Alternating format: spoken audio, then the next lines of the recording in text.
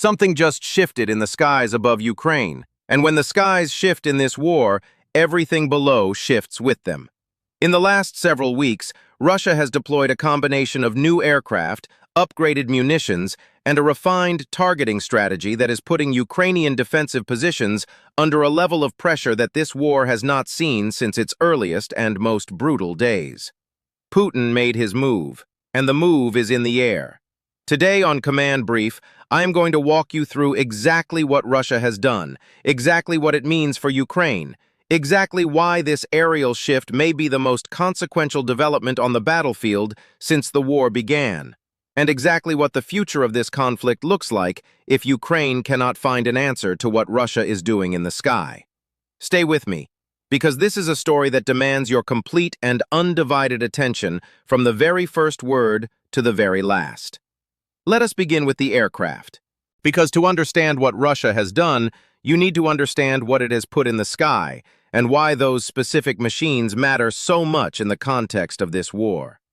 In 2025, Russia's defense industry delivered approximately 14 Su-34 frontline bombers and 10 Su-35S air superiority fighter jets to its armed forces.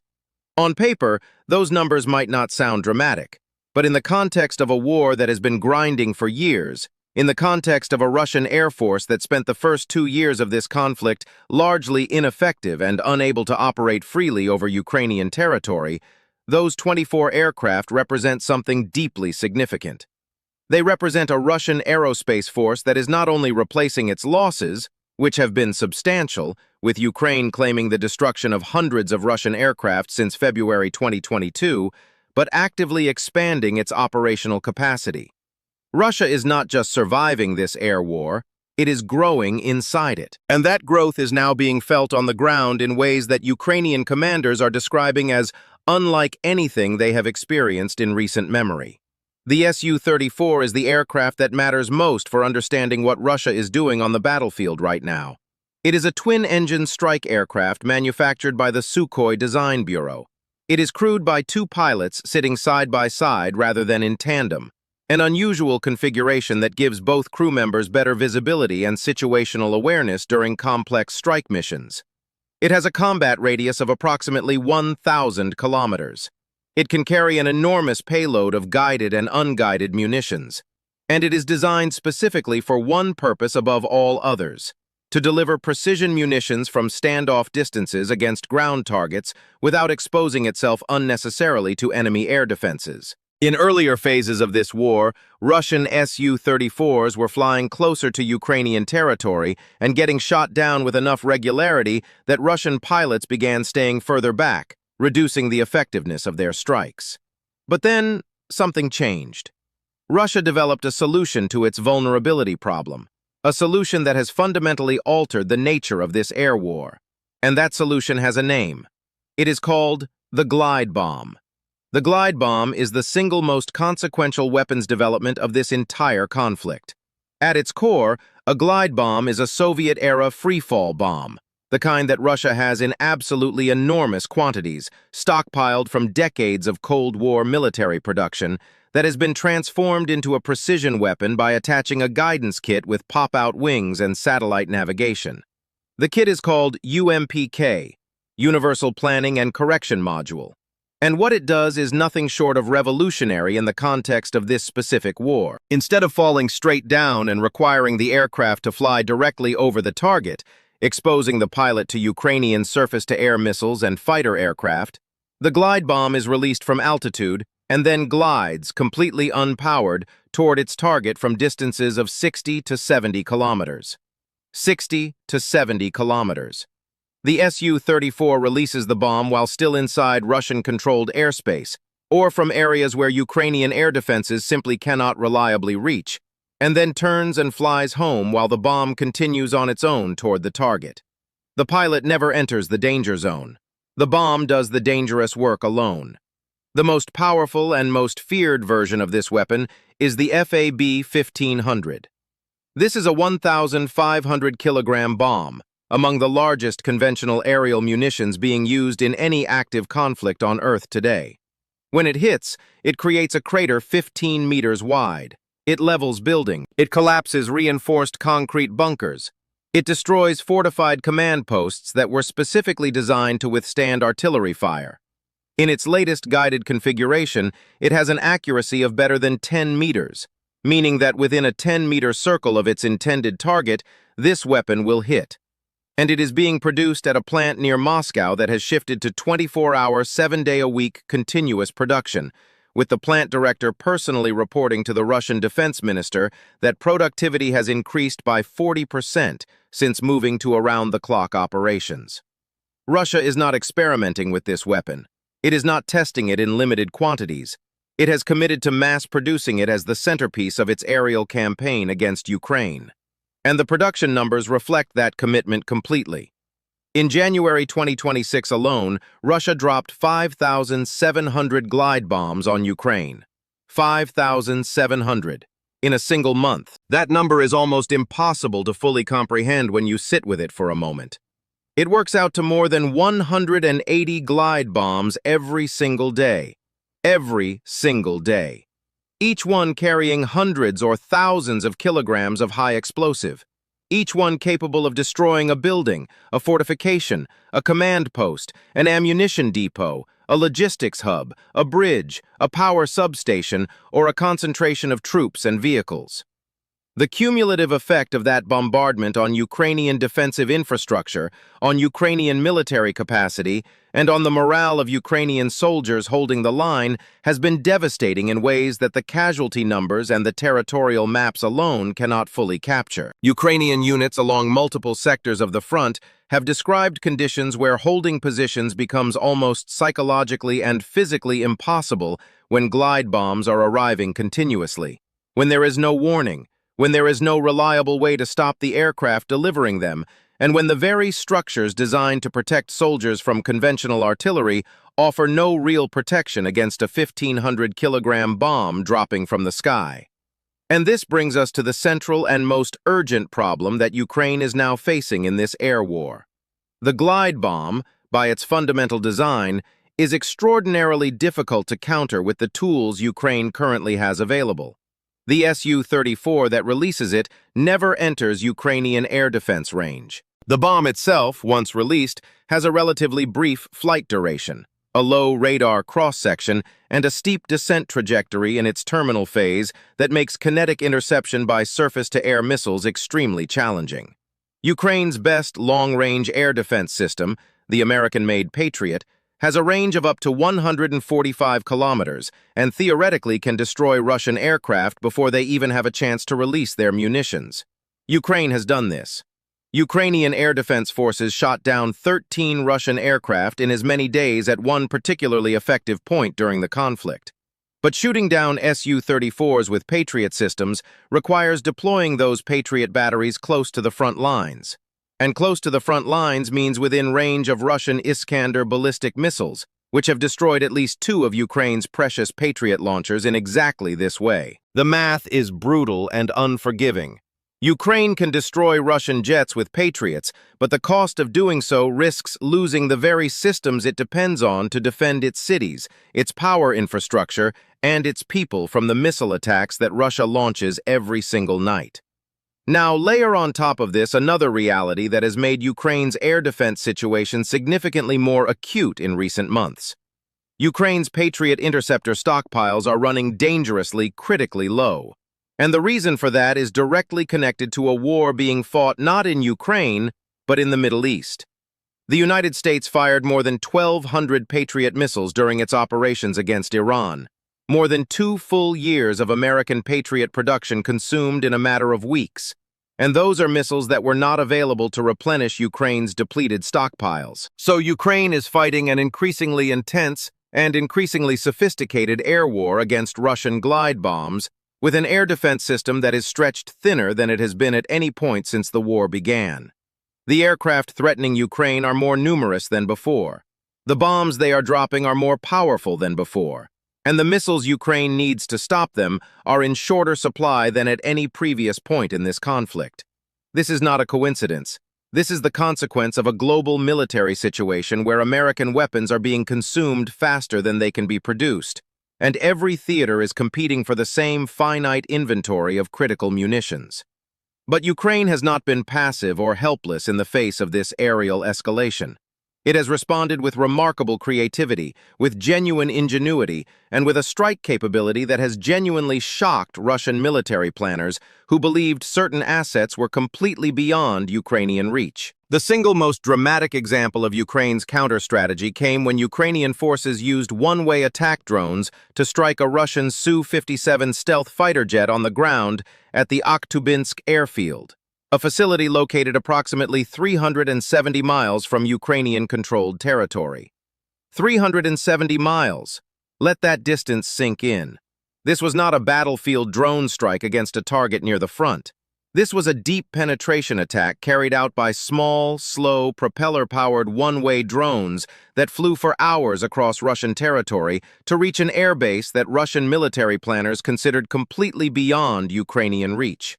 The Ukrainian Defense Intelligence Directorate released satellite imagery confirming the damage to the Su-57, one of Russia's most advanced, most expensive, and most symbolically important aircraft. And the message that strike sent to Moscow was unmistakable and deeply unsettling.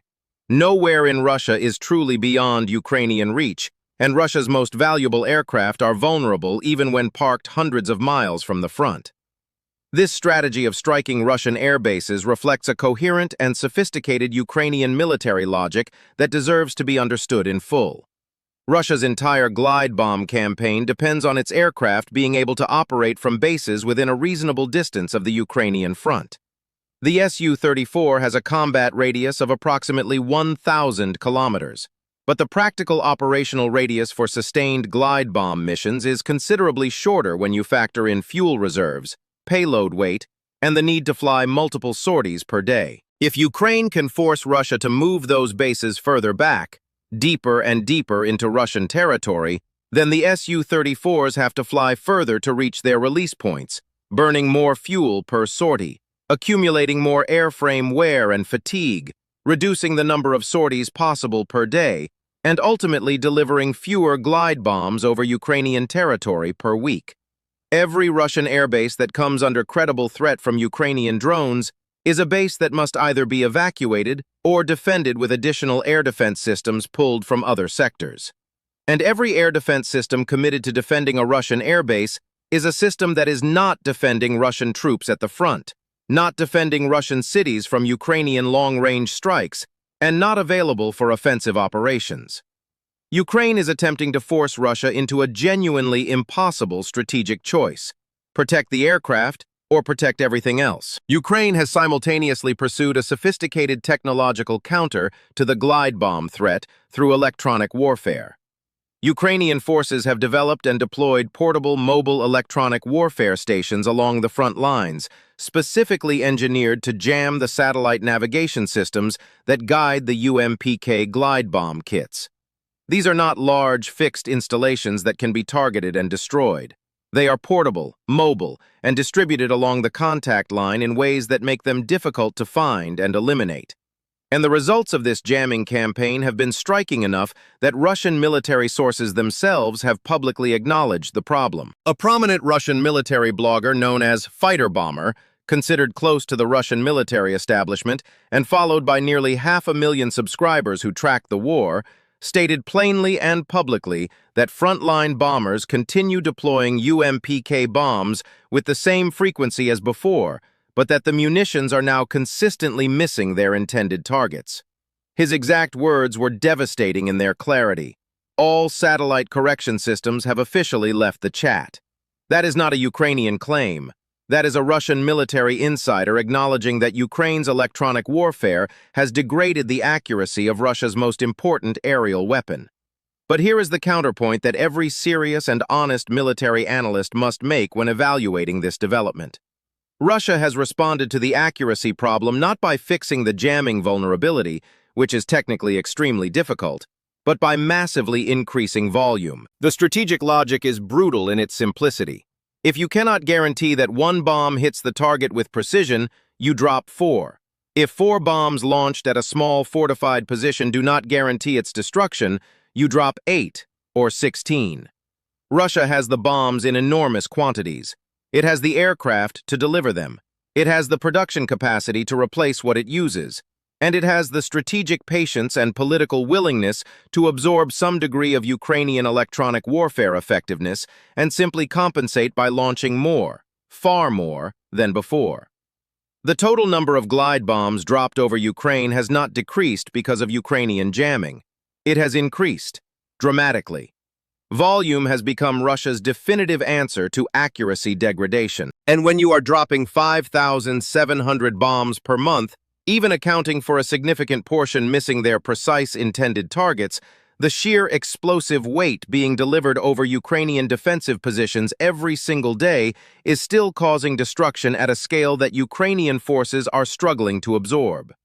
The frontline impact of this sustained aerial campaign has been most acutely felt across the Donetsk region, where Russian ground forces have been making incremental but consistent and compounding advances under the sustained cover of glide bomb strikes. In the Pokrovsky direction, Russian troops launched 28 separate attacks in a single day, an operational tempo that reflects confidence in the aerial preparation those attacks are benefiting from. In the Konstantinivka direction, Ukrainian forces repelled 13 Russian assaults near multiple settlements in a single operational period. A defensive achievement that speaks to Ukrainian resilience, but also to the relentless pressure being applied. In the Lyman direction, 3 Russian attempts to advance were stopped by Ukrainian defenders. But the operational pattern across all of these directions is consistent and unmistakable. Russian ground forces are using the aerial bombardment to systematically suppress Ukrainian defenses, to degrade physical fortifications, to destroy command posts and kill commanders, to interdict ammunition supplies and logistics routes, and then to push infantry and armor forward into the gaps and weaknesses created by the bombing campaign.